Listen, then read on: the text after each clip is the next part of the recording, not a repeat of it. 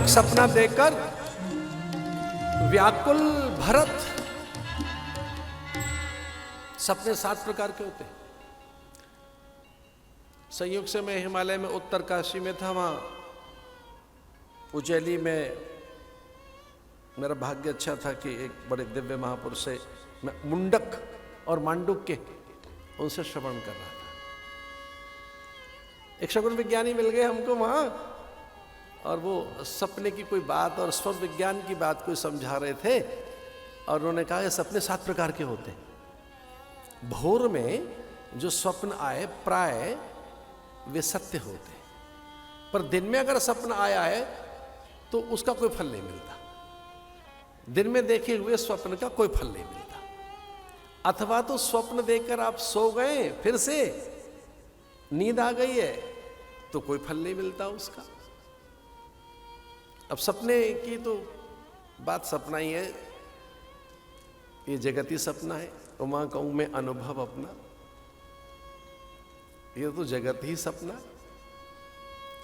जीवे ब्रह्म ना परा, ब्रह्म सत्यम जगन मिथ्या, ये जगत ही मिथ्या है ब्रह्म ज्ञानियों के लिए तो। पर यहां एक स्वप्न का वैशिष्ट्य है कि भयानक स्वप्न देखा उन्होंने कि समूची अयोध्या धूम्राच्छादित हो गई है।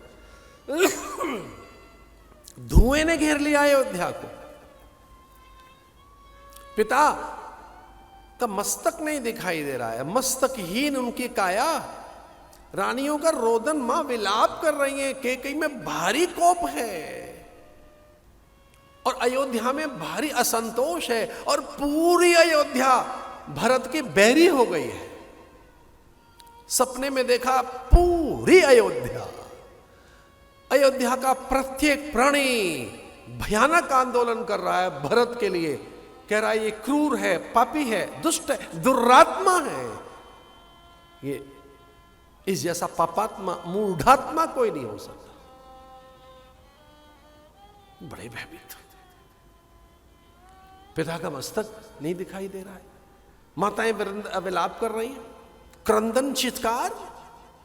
इतना कष्ट हुआ स्वप्न में उनको, वो उन्हें लगा कि भाई मैं राम से तो नहीं पूछूंगा कि हो क्या रहा है, ये प्रजा मेरे लिए रूठी क्यों बैठी है, मैं राम से नहीं पूछूंगा। आज पहली बार मैं लखन से समाधान करूंगा, मेरा छोटा भाई है। सपने में लखन की ओर भाग रहे, और लखन भयानक आवेश में दिखे उनको। लगा कि लखन चतुरंगड़ी सेना लेकर और वो युद्ध करने के लिए तत्पर है। लखन शत्रु बन गए स्वप्न में, बस के समग्र अस्तित्व का ही नाश कर देंगे। ऐसा लगा कि महाकाल है, लखन नहीं है। तो भयभीत होकर वो राम की ओर भागते हैं सपने में कि राम मेरी रक्षा करेंगे। वो राम की ओर जितना भागते हैं, राम उतने ही दूर जाते हैं। वो जितना राम की ओर सपने में भागता है, राम उतना ही दूर जाता है। एक सुरंग, अंधेरा, उसमें सयार बोलते हुए सुनाई दे रहे, गिद्ध दिख रहे, चीलें दिख रही,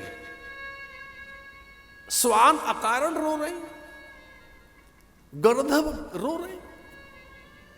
वो आंखें देखें अयोध्या में सबकी, तो उसमें रोष है, कोप है, रोदन है, अविश्वास है।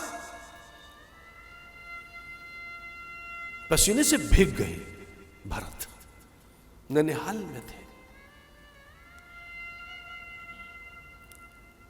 मुझे एक बात कहनी है, भरत के चरित्र को आगे बढ़ाने से पहले मुझे एक बात कहनी है। अगर कदाचित भरत अयोध्या में होता, दृश्य उल्टा पड़ जाता, राम बन नहीं जा सकते थे।